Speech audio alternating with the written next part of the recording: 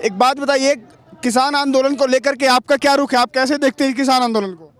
किसान आंदोलन अपने हक की लड़ाई है। और आपने ये कहा कि कुछ मुसलमान, कुछ नहीं, बहुत कुछ मुसलमान नहीं है, कुछ तो हम दिख रहे हैं। यहाँ हम टहल लेते हैं अभी, आप लोग कैमरा लेकर आ गए। ये कुछ नहीं, बहुत कुछ है। और सभी हैं, जितने किसान हैं, चाहे वो हिंदू हो, मुसलमान हो, सिख हो, जाट हो, किसी भी धर्म से ताल्लुक। यहाँ इस वक्त हिंदू मुस्लिम या दूसरे धर्म को लेकर के नहीं आएगा। हाँ, मैंने भी बोला कि ये किसान भाई हैं। हम यहाँ किसान बन कर के आए हैं। यहाँ आप जो भी बोलेंगे, किसान वो हर जाति धर्म का हो सकता है। हम यहाँ आने का मकसद ये है, हमारे यहाँ आने का मकसद कि कानून वापस हो, किसानों की जो समस्याएं हैं सरकार उसे सुने, उनकी चिंता करे और उनके हक उनको वापस दिए जावें, जिससे कि किसानों का भी भला होगा, मज़दूरों का भी भला होगा और पूरे हिंदुस्तान का भला होगा। लेकिन वो तो लगातार मने कर रहे हैं ना सरकार। जो पहली मीटिंग हुई थी, 12 दौर की वार्ता हो चुकी है अभी तक सरकार से, लेकिन पहले दौर की वार्ता से लेकर के आखिरी 12वीं दौर की वार्ता तक अभी तो कोई नया समय भी नहीं मिला सरकार से। ये बात कीजिए, पहले तो समय भी मिलता था। तो सरकार तो सीधे ना सरकार बोल चुकी है, संशोधन करवाना है तो करवा लीजिए, वापस तो नहीं होगा। संशोधन अगर कराना हो तो फिर कड़ाके की सर्दी पूरे अपने सर पे को क्यों उतार दे, पहले ही हो जाता है ये काम तो। और सरकार सुनेगी, ऐसा नहीं कुछ भी है कि सुनने की नहीं। आज नहीं कल, कल नहीं परसों, कोई चीज़ देर में आती है लेकिन सही होकर। उम्मीद है अभी भी? उम्मीद है, क्यों नहीं। पर प्रधानमंत्री है देश के, उम्मीद क्यों नहीं रखेंगे? करना पड़ेगा। प्रधानमंत्री है, अगर घर की समस्या घर का जिम्मेदार नहीं सुनेगा तो फिर सुनेगा कौन? घर की समस्या घर का जिम्मेदार हल नहीं करेगा तो करेगा कौन? इस मुल्क के रहने वालों की अगर कोई समस्या अगर प्रधानमंत्री और हमारी सरकार नहीं सुनेगी तो सुनेगा कौन? फिर भरोसा हम किस पर करेंगे? भरोसा तो करना पड़ेगा, हमारी सरकार है। और उम्मीद भी करते हैं कि कानून वापस भी करेंगे, और नहीं करेंगे तो किसान आंदोलन चल ही रहा जब तक कानून वापसी नहीं, घर वापसी नहीं ना रहा। तो जब देश के मुखिया प्रधानमंत्री के शब्दों पर भरोसा है तो वो तो ये भी कहते हैं घर चले जाइए, कुछ लोग आइए बात कीजिए, एक फ़ोन कॉल की दूरी पर हूँ, तो घर क्यों नहीं चले जाते आप लोग? शब्दों पे भरोसा कब कहा हमने कब कहा शब्दों पे भरोसा है? तो वो कुछ बोलेंगे तभी तो ना। हमने ये कहा आपको कि हमें उन पर ये भरोसा है कि वो कानून वापस कर लेंगे, ये भरोसा है। वो तो ये भी कह रहे हैं ना घर चले जाइए। नहीं, कैसे चले जाएंगे घर? कराने तो कानून वापसी, घर कैसे चले जाएंगे वापसी? कह रहे कुछ लोग आइए बात करते हैं, ये अपना जाइए बता दे हमें कहाँ हमें, और वो फ़ोन भी बता दे कहाँ हम बात करें, हम ही झुक जाएंगे। लेकिन काले कानून वापस करा के जाएंगे। लाठी भी खाएंगे, डंडे भी खाएंगे, गोली भी खाएंगे, सर्दी की मार भी झेली है, और यहाँ बरसात की भी झेलेंगे और गर्मी भी झेलेंगे। पंखे लगे ना लगे, बरसात हो कैसे भी हो, धूप की गर्मी भी तपेंगे, लेकिन काले कानून वापस कराएंगे। दिल्ली में गर्मी बहुत पड़ती है, कितने भी पड़े, हमें पंखे की जरूरत नहीं, हमें बिजली की भी जरूरत नहीं, हम ऐसे ही रहेंगे। खेत में उमस होवे, जब हम ईख बांधे, खोदे, जमीन तपे, आकाश तपे, उस समय हम मेड़ बांधते हैं, तो वहाँ भी उमस होवे। अभी कुछ दिनों पहले टिकैत जी ने तो ये भी कह दिया कि सरकार से अस्थायी रूप से बिजली के कनेक्शन की मांग कर लो, यहाँ पर कूलर, पंखे, एसी सब लगाओ, रहो यहीं पर। क्यों नहीं देगा तो दिल्ली से मांग करेंगे, नहीं देगा अपने जनरेटर रखेंगे, जिनको गर्मी लगेगी उनके लिए तो रखेंगे। हमें ज़रूरत नहीं है बिजली की, हमें इसके सिलेंडर की भी ज़रूरत नहीं। 850 का कर दिया, चूल्हे पर रोटी बना लेंगे हम तो। बता ये क्या करेगा? यूँ तेल के दाम इनने 100 रुपये लीटर बढ़ा दिए, क्या करेंगे? ये तेल के दाम बढ़ा दिया, कैसा है ये? कभी लॉकडाउन लगा रहा, जनता का ध्यान आकर्षित कर रहा, क्या कर रहा है ये? किस तरह कभी ये जातिवाद का जहर घोल रहा, कभी ये कुछ घोल रहा, कभी लॉकडाउन लगा रहा, जनता सड़कों पर पड़ी। 2014 के चुनाव से पहले जो नारा था, बहुत हुई पेट्रोल और डीजल पर मार, अब की बार मोदी सरकार, 2 बार चुनी गई है मोदी सरकार। झूठ पर झूठ, झूठ पर झूठ, बिना अदालत के तारीख पर तारीख, तारीख पर तारीख, इनका ये काम है।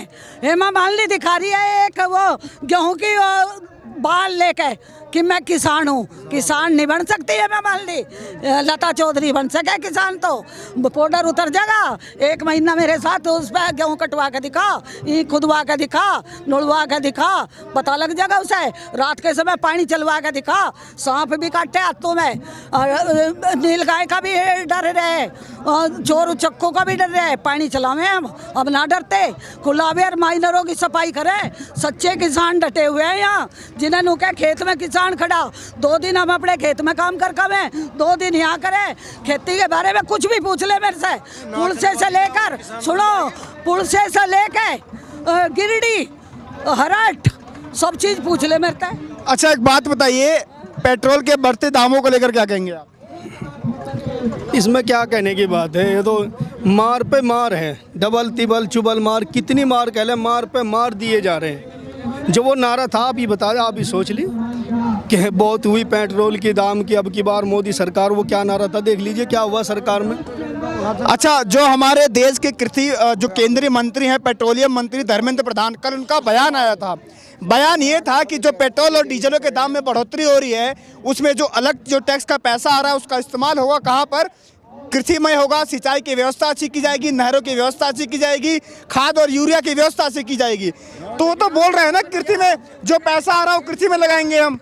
कृषि जो हमारे देश 170 का कट्टा हो गया, 240 का 30 रुपए का कट्टा था और डाई का कट्टा 1300 रुपए का कर दिया। क्या करेंगे, कृषि यंत्रों पे दाम बढ़ा दिए, हम क्या करें बताओ। भैंस को अगर हम घास कह रहे हैं ना, खड़ के दाम 2,500 रुपए की 70 किलो। तो विकास हो रहा है ना, विकास नहीं हो रहा है, विकास कहीं का हो रहा, कहीं का विकास हो रहा, विकास तो उनका हो रहा है स्मृति ईरानी का। सुनो भाइयों बहनों, उसका हो रहा विकास, हमारा कहाँ विकास हो रहा। हमारा तो शोषण कर दिया, 850 का सिलेंडर कर दिया। अब हम उसी दुनिया में जाएंगे, उपड़े पत्थेंगे, चूल्हे बनाओगे, चुल्लू पर रोटी पोंगे। पेट्रोल का दाम 73 से 100 हो गया, विकास तो हुआ ही। इसे विकास है, पूरी दुनिया में थू थू और हिंदुस्तान की से विकास बोलते हैं क्या? विकास नाम उसको होता है जिससे जनता का फायदा हो, जनता जिससे खुश हो। जिस देश की जनता ही खुश नहीं, उसका उसे विकास क्या कहेंगे? तो बोल रहे ना, जो कृषि में, जो तेल में, पेट्रोल में जो पैसे बढ़ाए जा रहे हैं, जो पैसा उसका इनकम होगा, जो टैक्स के रूप में आएगा, भारत में कृषि सुधार में लगाया जाएगा, नहरों की व्यवस्था अच्छी की जाएगी। क्या जिन मुल्कों में पेट्रोल मंदा है उनमें विकास नहीं हो रहा? उनकी व्यवस्था अच्छी नहीं है? ये तो खामखा की एक जुमलेबाजी है, लोगों को परेशान करने की एक साजिशें, हरकतें हैं।